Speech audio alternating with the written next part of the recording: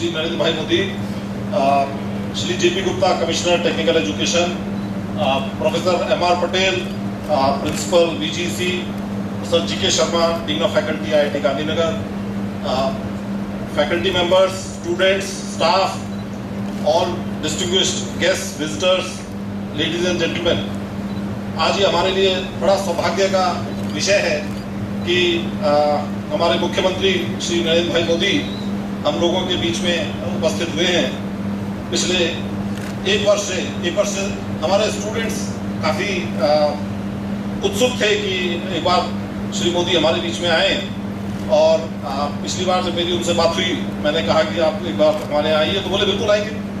और इस बार जब हमारे यहाँ से रिक्वेस्ट गई तो हमारा ये बड़ा सौभाग्य है कि उन्होंने बहुत ही आसानी से हम लोगों को यहाँ आने का एग्रीमेंट किया।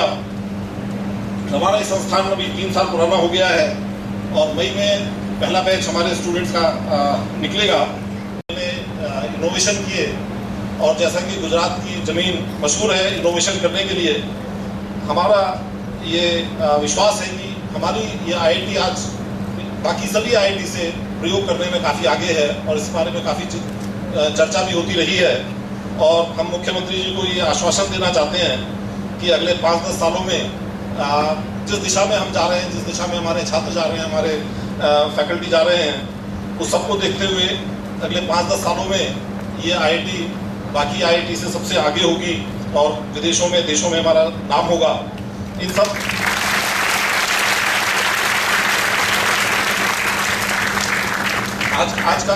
आज का ये जलसा मेरे भाषण का नहीं बल्कि मुख्यमंत्री जी के भाषण का है, तो इसलिए और समय नहीं लूँगा और रिक्वेस्ट करूँगा मुख्यमंत्री जी से कि आकर के कुछ हम लोगों को संबोधित करें। Thank you.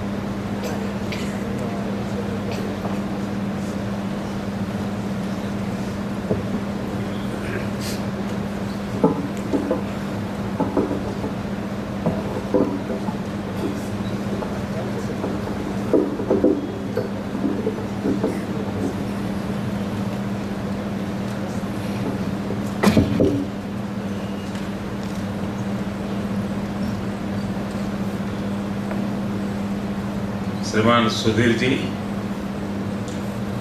मंचस्थ सभी महानुभाव,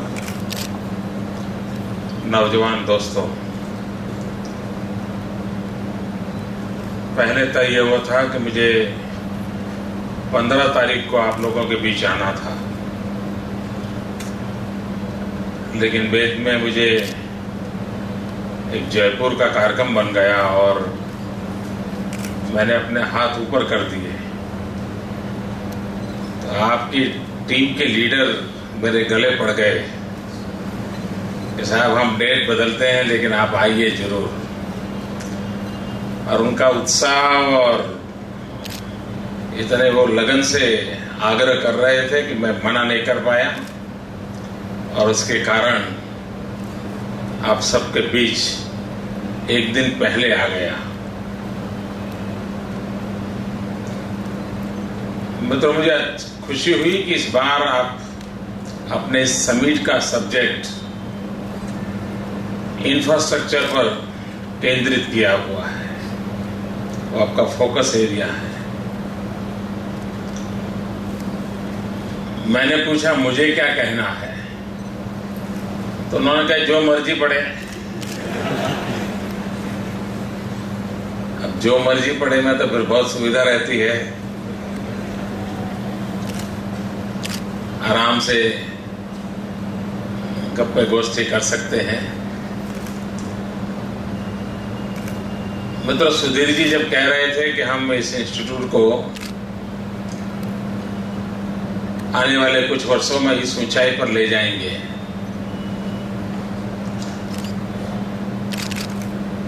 तो मेरे मन में विचार आता था कि सुधीर जी है तो सपना जरूर साकार होगा।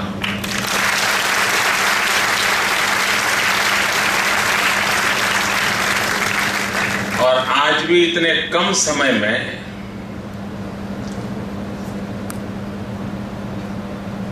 इस इंस्टीट्यूट ने जो अपना नाम कमाया है देश में, उसके पीछे सुधीर जी, उनकी टीम, यहां के स्टूडेंट्स की डिसिप्लिन, ये सारी बातों ने मिलकर के इतने कम समय में इसने अपनी एक जगह बनाई है। लेकिन इंस्टीट्यूट को एक अलग कैंपस चाहिए, अच्छा कैंपस चाहिए। और जिस प्रकार से क्वालिटी के कारण ये वर्ल्ड क्लास इंस्टीट्यूशन बने, उसी प्रकार से मेरी इच्छा है कि इंफ्रास्ट्रक्चर के कारण भी कैंपस वर्ल्ड क्लास बने।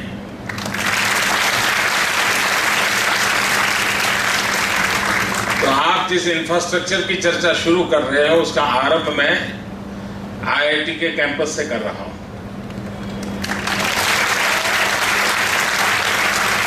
गांधीनगर के पास 450 एकड़ भूमि फाइनल निर्णय मैंने कर लिया है।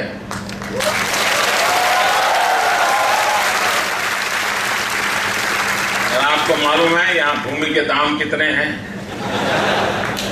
अरबों खरबों रुपए हो रहे हैं इन दिनों। लेकिन सरकार ने तय किया है आपको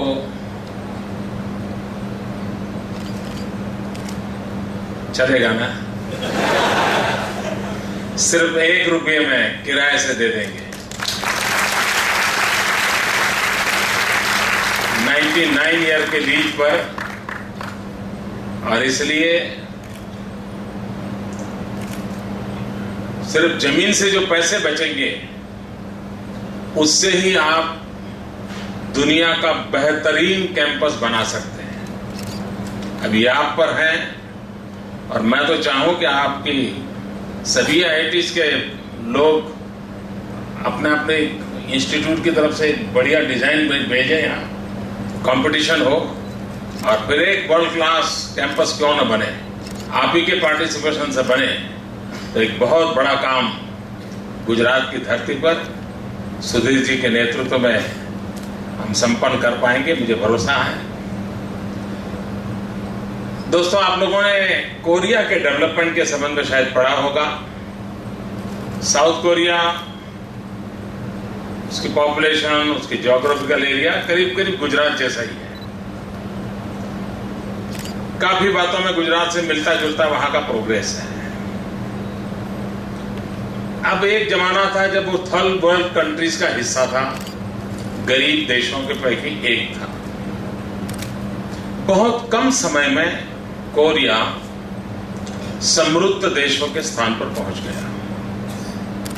और जो लोग कोरिया का अध्ययन करते हैं, वे जो बताते हैं, और उस पर किताबें भी लिखी गई हैं,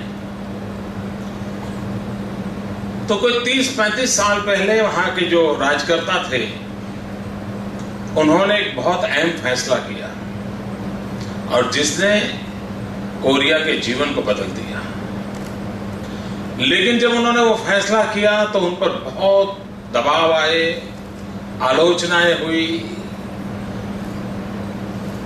विद इन कंट्री भी उनको बहुत बड़ा रिवोल्ट सहना पड़ा। और उनका निर्णय यह था कि कोरिया के एक छोर से दूसरे छोर तक एक सेंटर में एक बहुत बड़ा 6 वे हाईवे बनाना। अब सब तूफान खड़ा हो गया, लोग गरीब हैं, खाना नहीं है, कपड़े नहीं है, मकान नहीं है, और एक ऐसा नेता है बस बोले रोड बनाऊंगा। लेकिन वो डटे रहे और कहते हैं कि उस एक रोड ने पूरे कोरिया के जीवन को बदल दिया, वहां की सोच को बदल दिया। और 20 साल के भीतर भीतर कोरिया ओलंपिक गेम का होस्ट बन पाया, दुनिया के समृद्ध देशों में अपनी जगह बना ली। यानी इंफ्रास्ट्रक्चर अगर विजन के साथ किस जगह पर क्या करने से बदलाव आता है, इसकी अगर सोच होती है तो कितना बड़ा परिवर्तन आ सकता है, उसका उदाहरण है। कैनेडी का एक वाक्य बड़ा प्रसिद्ध है।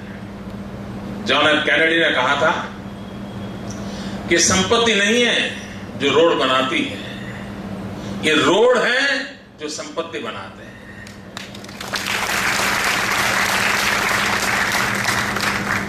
और इसलिए कभी कभी विकास के पैमाने में, जब कभी झगड़ा क्या होता है, पहले मुर्गी के पहले अंडा, यही झगड़ा होता रहता है कि पहले इंफ्रास्ट्रक्चर करें कि लोगों को पहुंचने के बाद इंफ्रास्ट्रक्चर करें। गरीब देश जो हैं उनके यहां ये सबसे ज्यादा इसका प्रेशर होता है कि पहले आम आदमी की सुविधाओं को देखें कि व्यवस्थाओं को विकसित करें, और इस तनाव में से डिसीजन लेना होता है।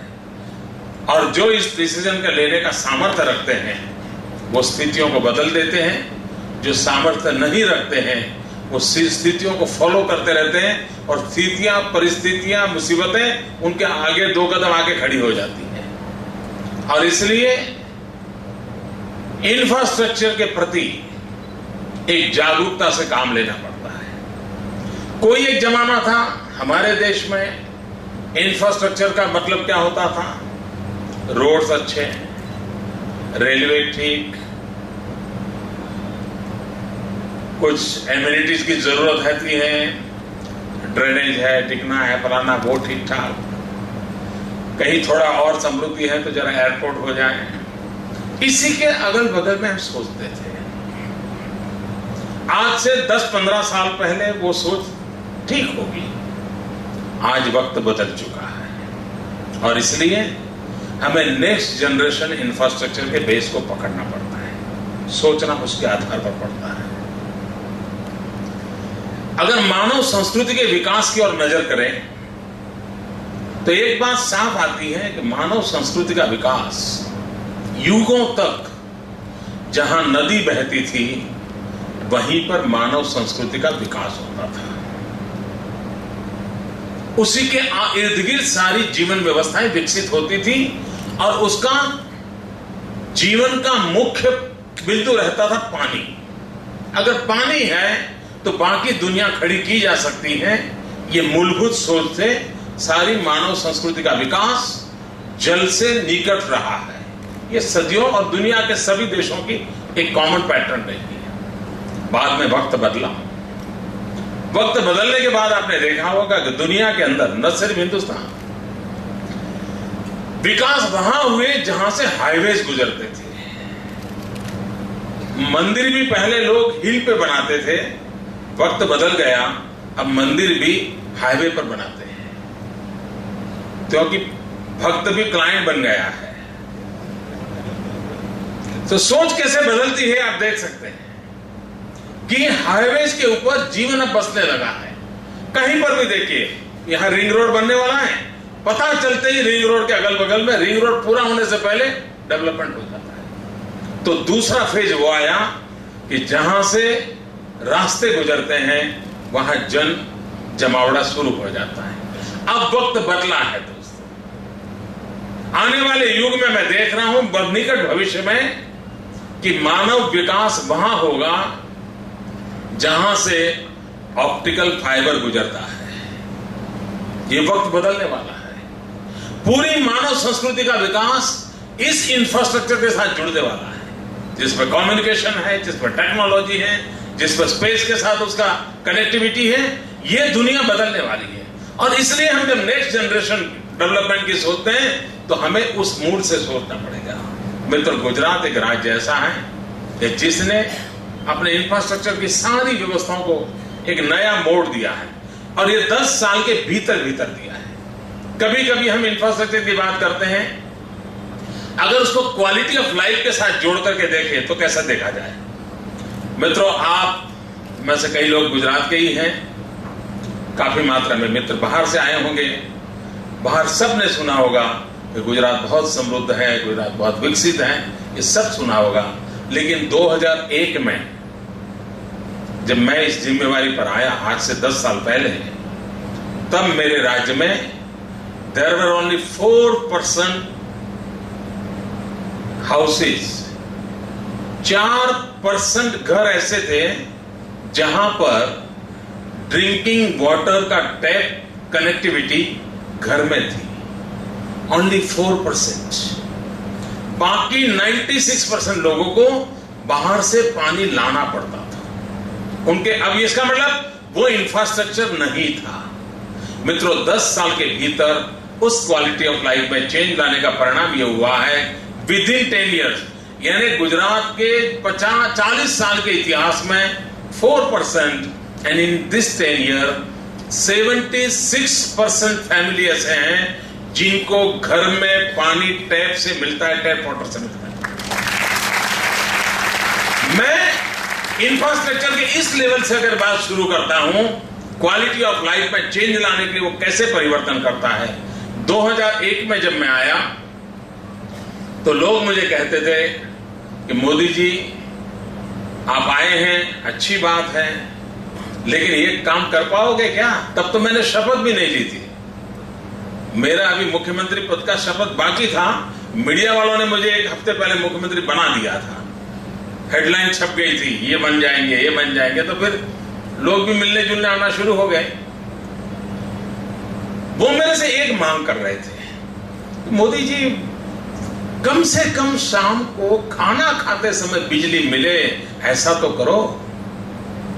हमें शाम को भोजन के समय बिजली नहीं मिलती। 10वीं के एग्जाम हो, बच्चों को पढ़ना है, बिजली मिले, ऐसा करो।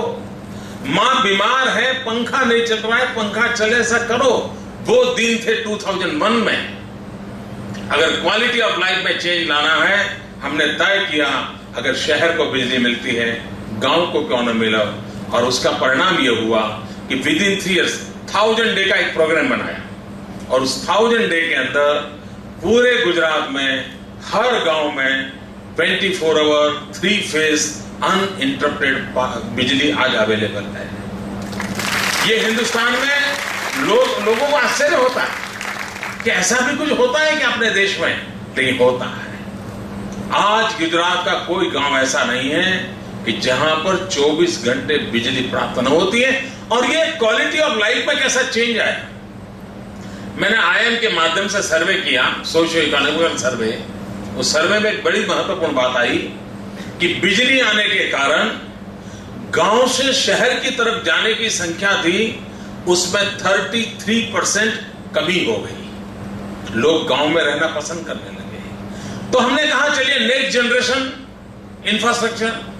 तो हमने तय किया कि हम गुजरात के गांव को ब्रॉडबैंड कनेक्टिविटी से जोड़ेंगे।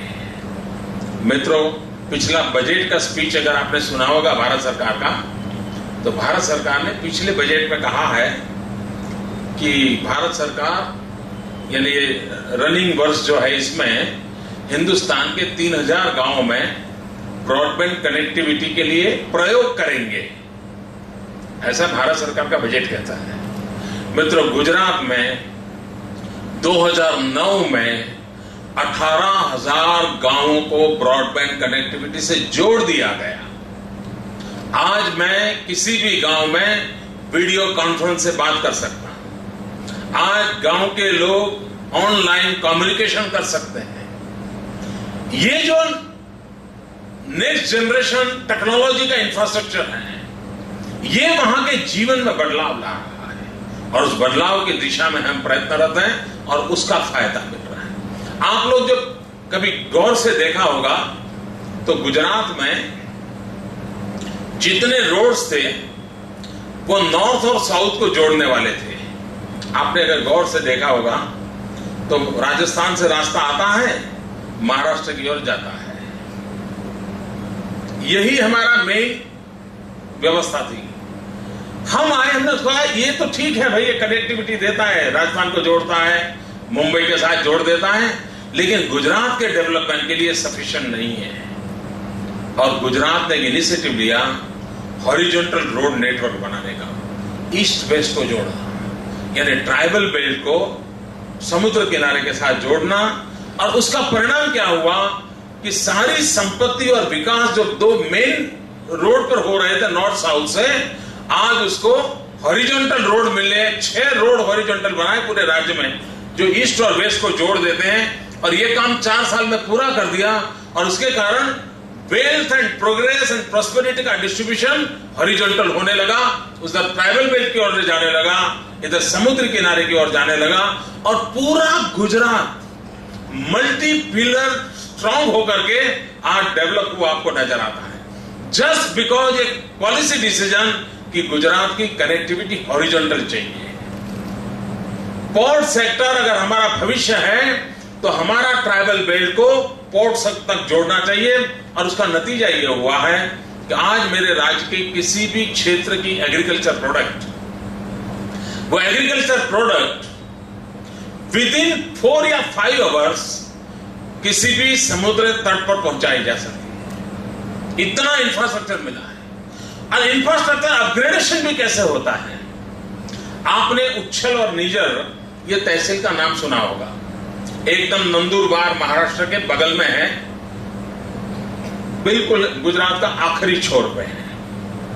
अब गुजरात में किसी भी तहसील में जाओ, रोड अच्छे हैं। एक दिन मेरे पास उच्छल निजर के ट्राइबल फार्मर्स मुझे मिलने आए, आदिवासी किसान। उन्होंने कहा साहब हमें रोड अच्छा चाहिए। मैंने कहा यार भाई मैं तो उच्छल निजर काफी घुमा हुआ हूं, वहां तो रोड बहुत अच्छे हैं। नहीं, बोले वो वैसे रोड अच्छे हैं लेकिन हमें वो अब नहीं चलते। हमने कहा क्यों नहीं चलते? बोले हम अब केले की खेती करते हैं, हम लोग फिलीपींस के साथ MOU किया है और वहां से हमने टेक्नोलॉजी लाए हैं, और बहुत बड़ी मात्रा में हम लोग केले की खेती कर रहे हैं, और हमारे केले एक्सपोर्ट होते हैं। और जब हम ट्रक में केले भर करके पैक करके भेजते हैं तो रास्ते में कहीं 1-2 भी गड्ढे आ जाएं तो हमारे केले दब जाते हैं, और करीब 20-25% हमें नुकसान हो जाता है। इसलिए हमें पेवर रोड चाहिए। आप कल्पना कर सकते हो मित्रों, हिंदुस्तान के एक राज्य का आखिरी छोर के तहसील का एक ट्राइबल फार्मर आकर के राज्य के मुख्यमंत्री के साथ आंख में आंख मिला करके कह रहा है कि मुझे पेवर रोड चाहिए ताकि एक भी बार जर्क ना आए और मेरा एक भी केला दब न जाए। मित्रों, इंफ्रास्ट्रक्चर की वैल्यू क्या होती है वो एक ट्राइबल आदमी को समझ आ गया, और मुझे भी लगा कि रोड कितने ही अच्छे क्यों ना हो, लेकिन इसकी इकोनॉमी के साथ अगर मुझे जोड़ना है, उसका जो टारगेट ग्रुप है उसको अगर मुझे एड्रेस करना है, आई हैव टू चेंज। और हमने डिसीजन लिया, हमने वो रोड को पेवर रोड किया। मित्रों, ये इंफ्रास्ट्रक्चर का बदलाव इस प्रकार से आता है, और इसलिए हम इन चीजों को किस प्रकार से गौर से करते हैं, हम स्थितियों को बदल सकते हैं। मित्रों, मैं समझता हूं शायद आप लोग कुछ सवाल जवाब भी करने के मूड में, ऐसा मुझे बता गया था, तो कुछ समय, वरना ये विषय ऐसा है कि मैं ऐसे ही बोलता ही चला जाऊंगा और उससे निकलेगा कुछ नहीं, ऐसा ही रहेगा। ऐसा ही ना नौजवान, क्या आपकी अपेक्षा है? कुछ बातचीत करनी है ना? तो इतना ठीक है भैया, काफी है इतना। यार बोलो तो क्या परेशान हो आप लोग, बड़े टेंशन में हो क्या?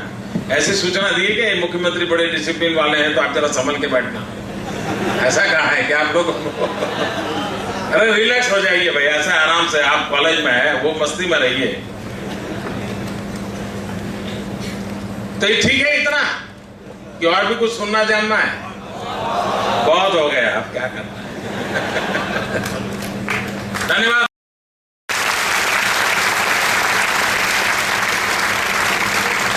धन्यवाद सर आपके अमूल्य शब्दों के लिए। मेरा पुनः अनुरोधन है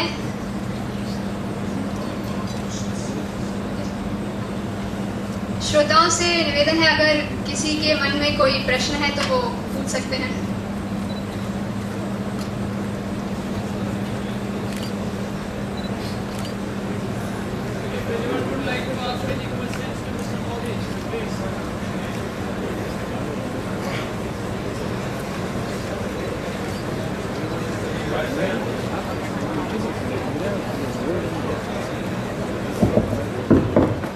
वैसे अर्जुन ने इतने सवाल पूछ लिए हैं कि अब कुछ बचा नहीं है। हाँ पूछिए दोस्त। सर, गिफ्ट सिटी के बारे में आप कुछ बता सकते हैं? क्या जी? गिफ्ट सिटी के बारे में। गिफ्ट सिटी, अच्छा चलिए 2-3 चीजें आपने पूछ लिए थे, एक साथ बता देता हूं। एक तो गिफ्ट सिटी का प्रोजेक्ट आपके यहां से 10 किलोमीटर की दूरी पर आ रहा है।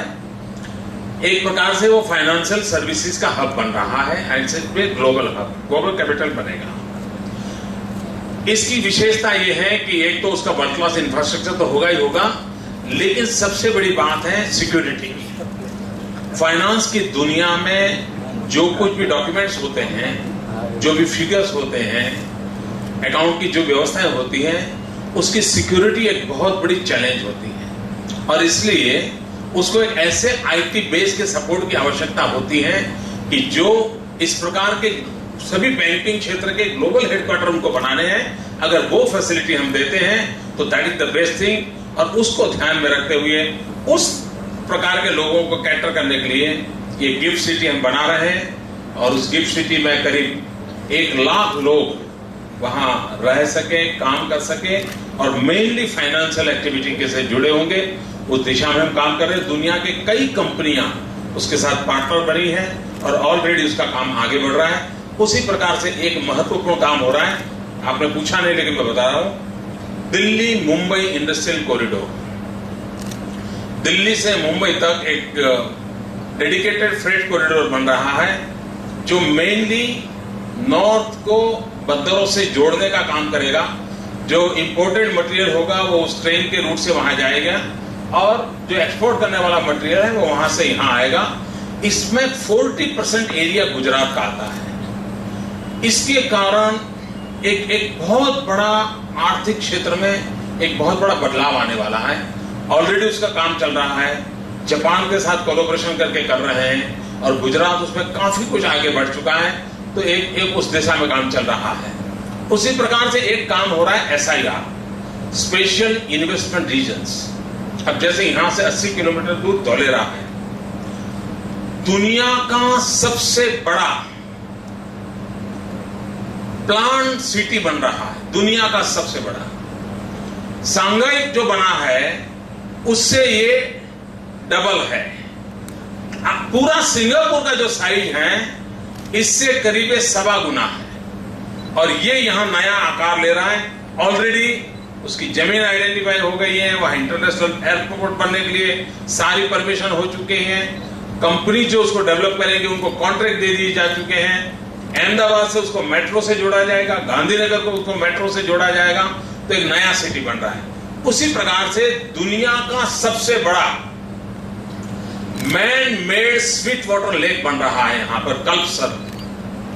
ये दुनिया का सबसे बड़ा स्वीट वाटर लेक होगा और समुद्र के अंदर एक डैम जैसा बनाकर के करीब 64 किलोमीटर लंबा और उस पर यह बनाने की योजना है। उसी प्रकार से एनवायरमेंट फ्रेंडली दुनिया, आज ही मैं सुबह बनासकांठा डिस्ट्रिक्ट में था, एशिया का सबसे बड़ा सोलर पावर प्लांट का आज मैंने उद्घाटन किया, डेडिकेट किया, एशिया का सबसे बड़ा। और मित्रों, दुनिया का सबसे बड़ा सोलर कैपिटल ये गुजरात बनने जा रहा है। विश्व ने सोचा तक नहीं होगा इतना बड़ा काम यहां हो रहा है। तो ये जो आप कह रहे थे, जैसे गिफ्ट सिटी का बताया, उसी प्रकार से एक नैनो सिटी बन रहा है। याहू वाले जो मिस्टर सबीर भाटिया हैं वो बना रहे हैं धौलेरा में ही, जिसमें दुनिया की कोई 18 यूनिवर्सिटीज को वे यहां ला रहे हैं और एक ही कैंपस में इतनी सारी यूनिवर्सिटीज फंक्शनिंग करेंगे। ऐसा एक नया मॉडल हम लोग डेवलप कर रहे हैं। एक हम नॉलेज सिटी बनाने की दिशा में आगे बढ़ रहे हैं। तो ऐसे नए डेवलपमेंट के मॉडल इन दिनों खड़े हो रहे हैं।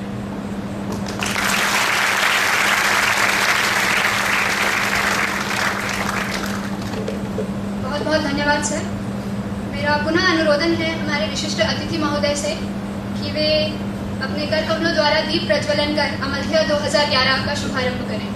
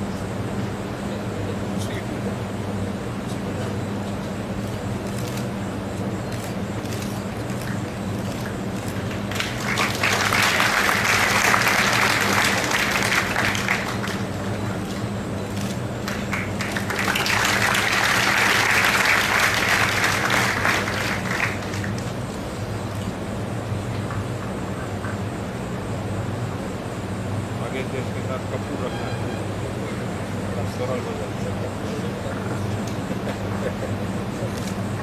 पहले फंक्शन में जाता था, जेब में लेके जाता था।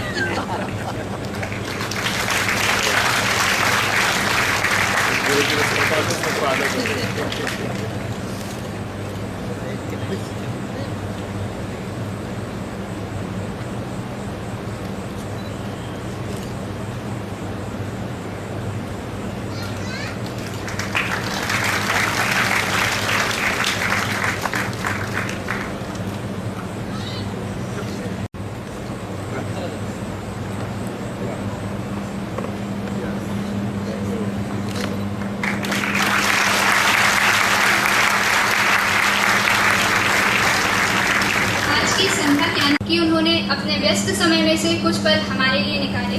साथ ही मैं हार्दिक धन्यवाद करती हूँ हमारे समस्त मुख्य अतिथिगणों का और बहुत बहुत शुक्रिया सभी श्रोतागणों का आज के कार्यक्रम के सफल आयोजन के लिए। इन्हीं शब्दों के साथ और भावी आशाओं के साथ मैं कंचन पटेल अपनी वाणी को यही विराम देना चाहूंगी। आज का कार्यक्रम यही समाप्त करते हैं। Thank you very much sir.